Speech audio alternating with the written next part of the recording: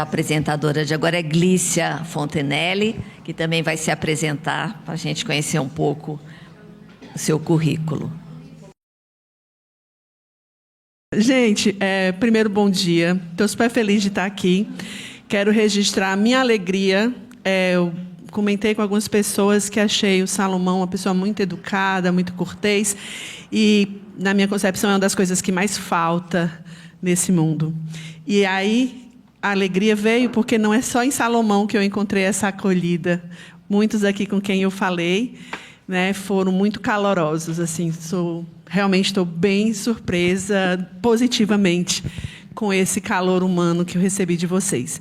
Eu venho de Fortaleza, do Ceará. Sou espírita desde 2015, ou seja, um dia desse eu me tornei espírita.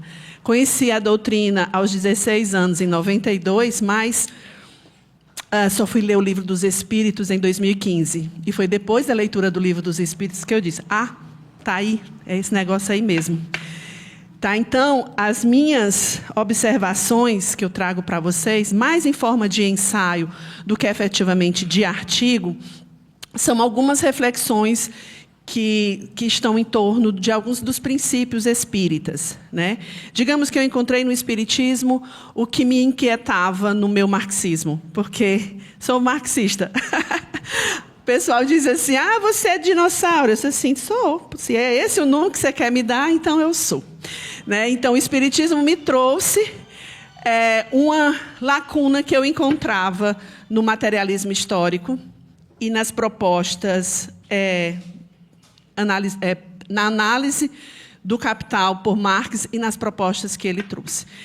Eu sou formada em jornalismo, sou professora de jornalismo, com especializações e mestrados na área de comunicação, mas agora o doutorado enveredei para a educação, porque eu digo que eu sou a jornalista mais pedagoga que eu conheço. E aí, na educação, o meu doutorado trouxe a discussão de espiritismo e movimentos sociais, espiritismo e política. Eu parto de um coletivo chamado Coletivo Girassóis, Espíritas pelo Bem Comum, que foi um coletivo que surgiu em Fortaleza em 2018, na época das eleições, vocês podem deduzir os motivos. E, a partir desse coletivo, eu estou discutindo quais são as nossas dimensões espiritual e política nesses integrantes do coletivo.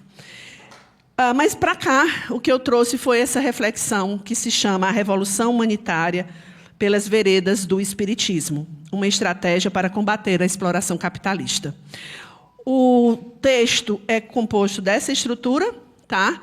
Introdução, aí nesse retrato das desigualdades sociais, eu trago alguns dados de 2022 para cá, de relatórios da Oxfam, da Anistia Internacional, da FAO, da ONU, enfim.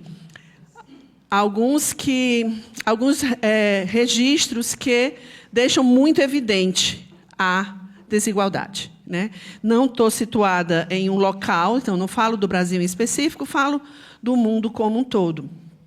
E, no segundo item, eu vou discutindo alguns princípios espíritas a partir dessa afirmativa de que as desigualdades sociais são um problema moral. Que, por sinal, é uma frase que abre um dos artigos de Leon Denis, no livro Espiritismo e Socialismo. E também é uma das perguntas respondidas no Livro dos Espíritos. E aí, o que é que eu faço? Pode passar, por favor. Desculpa. Eu vou refletir nesse texto sobre como a filosofia espírita ela vai provocar reflexões que podem nos contribuir para rejeitar a exploração capitalista e a construção, e nos ajudar a construir bases para que a gente não só rejeite, não só critique, mas queira superá-la, né? Porque não é só... são passos importantes. Assim, eu tenho que chegar no nível de rejeição que me mobilize a modificar aquilo que eu rejeito. E aí, né, vou refletindo e vou propondo como a praxis espírita vai desencadear essa revolução humanística. Entendendo que a praxis espírita exige de nós uma transformação moral, né?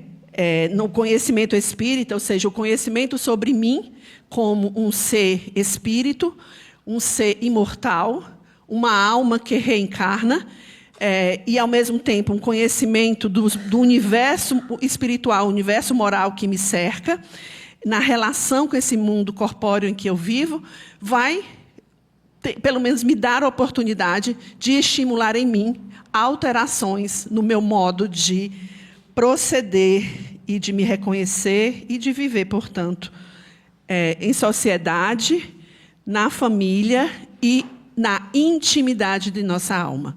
Porque, às vezes, nós que nos preocupamos com as questões sociais, ficamos, às vezes, muito atentas ao externo, quando existe um íntimo que explode e que aparece nas nossas ações pensadas e também nas instintivas. Revolução humanitária, eu trabalho com essa ideia de que é um movimento contínuo, global, que vai despertando a consciência. E que movimento contínuo e global, né, que vai despertar a consciência nessa nossa condição humana com vistas no bem comum.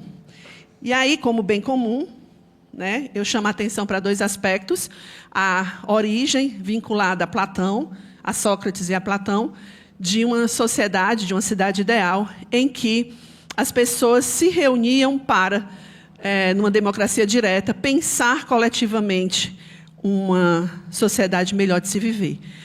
Mas, à época deles, dos gregos, os cidadãos eram literalmente homens, né? Homens e gregos. Os estrangeiros, escravos, mulheres não tinham espaço. Signatis falou rapidinho disso na fala dele, né? E aí a ideia do bem comum, como outras ideias socráticas e platônicas, estão inspirando toda a produção teórica dos espíritos na obra que Kardec organizou. A diferença do bem comum, no caso, para o espiritismo, é que já não tem essa demarcação geográfica, estrangeiros como tinham em Atenas, e também não tem mais essa hierarquia social, né, e nem de gênero. Por que isso acontece? Porque o espiritismo parte da compreensão de uma origem comum entre todos nós, que é uma origem que vem de Deus, somos todos criaturas de Deus, e se somos todos criados dentro de um mesmo modo, né, da mesma origem, simples e ignorantes, fica sem lógica essa hierarquia social, de gênero, racial ou qualquer outra que demonstre na hierarquia as relações de poder.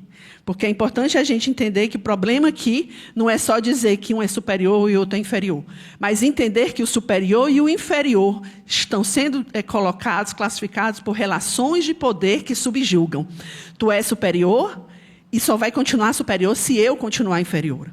Que é esse o problema das relações sociais, as relações hierárquicas dentro da nossa sociedade, né? E aí, por que eu vou trazer essa vinculação com o espiritismo, a superação desse capital, desse sistema? Primeiro, porque, depois eu falo do próprio capital, mas talvez o principal motivo seja essa revolução que tem que ser cotidiana. Não mais uma revolução de demarcações, de tomada de poder político e econômico somente, né? É necessário uma revolução dos cotidianos, porque o sistema capitalista ele não impera somente na economia e na política. A lógica desse sistema está nos nossos cotidianos, nas relações mais simplificadas, as mais simples, as que a gente parece mais naturalizadas, como as relações familiares. No Fortaleza, no Ceará, diz que quem come do meu pirão, apanha do meu cinturão, né? Então, um exemplo bem simples de como as relações econômicas interferem diretamente nas relações amorosas, afetivas, familiares, enfim, e por aí vai. Então, se há uma inserção desse sistema no nosso cotidiano, as nossas alterações desse sistema não podem acontecer somente num embate externo ou só de uma tomada de poder. Lembrando que isso não significa que a gente não tenha que buscar formas de conduzir politicamente o país e o mundo, e também buscar formas de alternativas de economia solidária, por exemplo, que nos permite que é possível uma prática distinta, que não é só coisa de teórico e por aí vai. Então, eu vou trabalhando isso no texto, não vou dar muitos detalhes para que vocês leiam, mas o que é que eu quero chamar a atenção também? Acho que pode passar isso aí também. Eu quero chamar a atenção para isso. Por que é necessário a gente superar o sistema capitalista? Não é só por conta das desigualdades que estão postas. Elas estão postas e, de fato, elas maltratam a carne e maltratam a alma. Mas é porque a lógica desse sistema, além de ser irracional, é extremamente perversa. Um sistema cuja riqueza é produzida coletivamente e o usufruto dessa riqueza é feita por poucos, demonstra não só uma irracionalidade nesse processo, porque as riquezas não estão servindo para quem delas necessitam, mas demonstra um individualismo que é cada vez mais formado. Hoje, com o negócio de empreendedorismo, estão se dizendo por aí que o capitalismo é tardio e que não há mais a exploração de quem tem os meios de produção e quem tem a força de trabalho. Mas o empreendedorismo é a ilusão mais bonita que o capitalismo descobriu e está usando nos últimos tempos, né? É a ideia de que você não tem patrão e que está tudo certo, mas você continua tendo um patrão. Não estou falando nem de outra pessoa, falo do próprio sistema que se organiza de uma forma bem perversa. E nada mais. Se eu tirar todas as análises econômicas, políticas, sociológicas, filosóficas até, em torno desse sistema, e se eu chegar no âmago dele, ele é estimulado moralmente pelo egoísmo em alta escala. E por um orgulho também. E é a partir disso que a gente começa a fazer as vinculações com o espiritismo. Dentro desse sistema, que hoje está aí com muitas tecnologias, muitas inovações e descobertas científicas, e que tem hoje muitas discussões, muitos estudos que nos apresentam formas inteligentes e sofisticadas de se viver, existe esse tipo de construção dentro da humanidade, mas existe um outro extremo de uma desigualdade perversa, violenta, que nos estimula a uma barbárie, como explica, na verdade, Adorno. Que a barbárie não é só a violência por violência, mas é uma violência que vai se firmar por conta de uma contradição na nossa sociedade, né? As contradições do capital. E aí, pode passar, eu vou só chamar, pode passar, não vai dar tempo, assim, eu vou aí só dizer duas coisinhas, eu acho que ainda dá nos meus 5 minutos que faltam. A primeira é que o Espiritismo, no Livro dos Espíritos, nos apresenta que a barbárie é uma questão também moral. Ele não fala barbárie, ele fala civilização.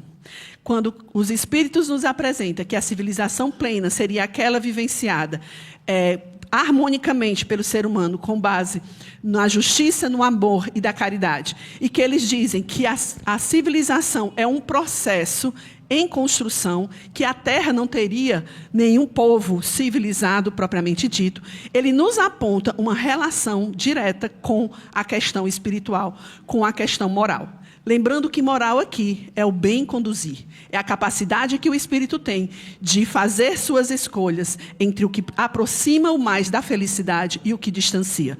Lembrando que felicidade aqui é a felicidade de quem consegue viver em equilíbrio com as leis da natureza, que são as leis divinas. Um equilíbrio que se forma também por uma construção necessária do próprio conhecimento. E aí o Espiritismo nos apresentou um Deus que não tem uma forma humana, muito menos sentimentos iguais ao ser humano, e nos disse que não há necessidade de um intermediário entre mim e aquele que me criou. Eu, no processo do autoconhecimento e do conhecimento sobre o mundo que me cerca, material, corpóreo, e o mundo espiritual, moral, eu tenho condições de, nesse progresso, encontrar Deus compreendê-lo. E aí, durante o texto inteiro, vou trabalhando outros princípios, certo, do Espiritismo, e no final vou apontar a educação como uma das estratégias importantes para a superação desse sistema em algum momento, né? E aí a educação, como propõe também Kardec, num dos comentários do Livro dos Espíritos, em que ele diz que a educação ele não está falando da educação dos livros, ou seja, ele não está falando da educação formal, mas da educação informal que estimula a construção dos valores no bem. Se ele fala dessa educação formal que se constrói e fortalece valores no bem, ele não fala de um processo individualizado. Porque essa educação aproximada da cultura não pode ser individual, porque a cultura só nos surge quando tem pelo menos 2 de nós interagindo. Então, ele propõe isso. E aí eu faço ainda algumas reflexões sobre a indiferença moral e sobre a vinculação com o lema que muitos se arrepiam, que é fora da caridade não há salvação. Aí eu vou deixar só os spoilers para vocês lerem. E aí pode ir para o último, porque eu acho que o tempo aí já foi, né? Só tem 1 minuto. Pode ir no último. E eu queria deixar essa reflexão. Talvez a Jacira tenha já trazido o caminho que ela encontrou com os amigos, né? Porque a indiferença diante desse dilema social persiste, inclusive entre espíritas. É uma pergunta que a gente tem que se fazer, né? Porque, enquanto houver a indiferença, lá no Evangelho, segundo o Espiritismo, Lázaro coloca que a virtude da nossa geração é o intelecto, né? O desenvolvimento da intelectualidade. Mas o vício é a indiferença. Por que essa indiferença ainda persiste entre nós, que já compreendemos, ou então já abrimos as portas para compreender que as aparências aqui são só aparências, que nós, na verdade, somos iguais diante de Deus. Obrigada.